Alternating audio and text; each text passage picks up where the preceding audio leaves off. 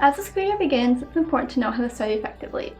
It can be especially difficult when you have multiple tests at one time. Let's take a look at how you can minimize the time you spend studying and maximize your understanding. This video is going to be split up into 3 sections. Before you start the studying period, during the studying period, and after the studying period, because studying doesn't stop after you finish the test.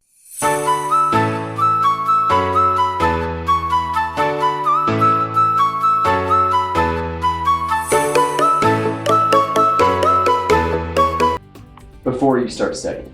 Before you begin to study for an exam, you should always answer 7 fundamental questions, otherwise known as who, what, when, where, why, and how. First, you must answer who you're going to be studying with. Are you going to take part in a study group, work with a sibling or parent, or are you going to work on your own?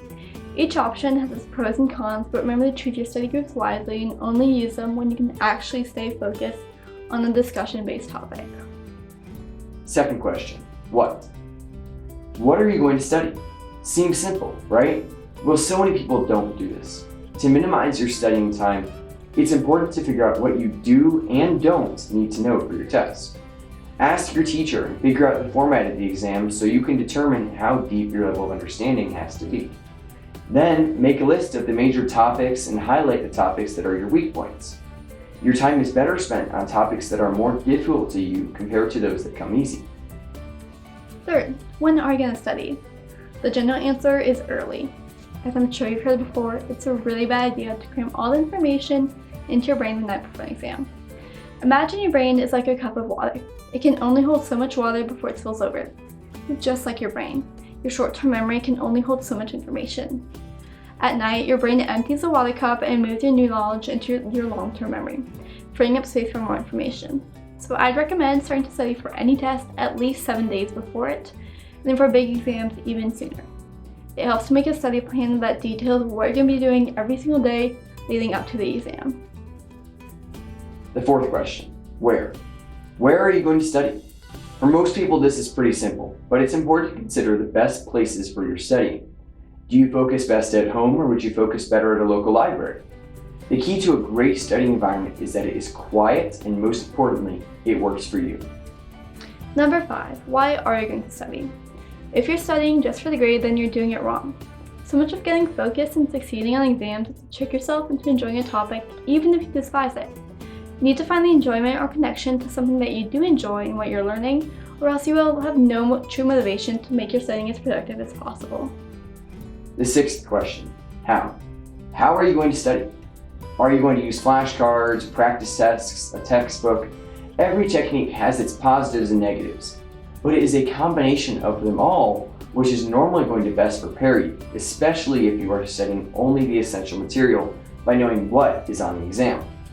Let's continue to answer this question of how you're going to study in the next section. During the studying period. The first part of making your studying period effective is to set up your environment to be conducive to studying.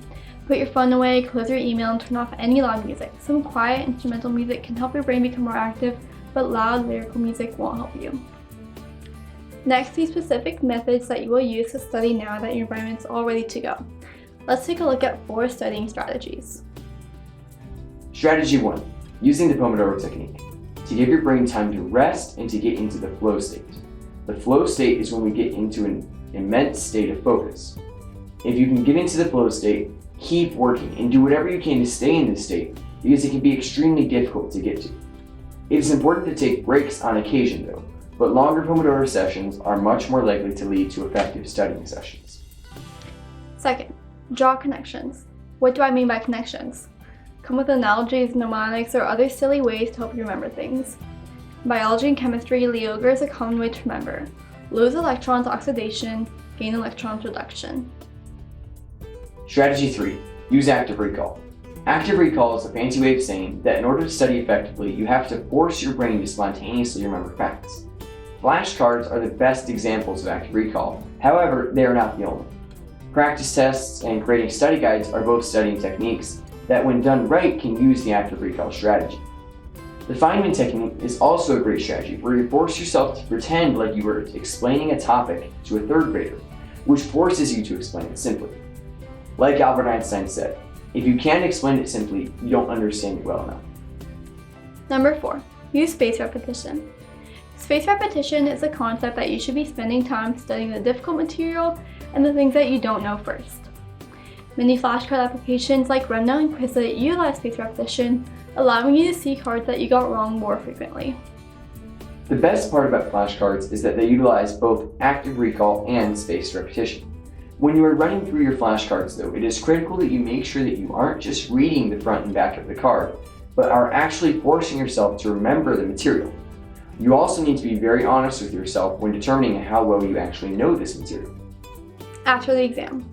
Okay, our last section. If you thought that studying stopped after the test, you're sorely mistaken. Studying is about understanding, not the grade. After you get your exam back, make sure to go over all your mistakes and understand where you went wrong each time.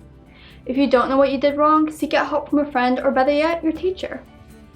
Furthermore, especially for smaller tests and assessments during the year, you can't forget the information for the final. You may be able to spend less time studying this old material through the concept of spaced repetition, but you should still practice it every once in a while to help you keep it fresh for midterms or finals. And that's all for our studying tips. If you have any questions, comment down below. Share those with your friends to help them prepare for our school year.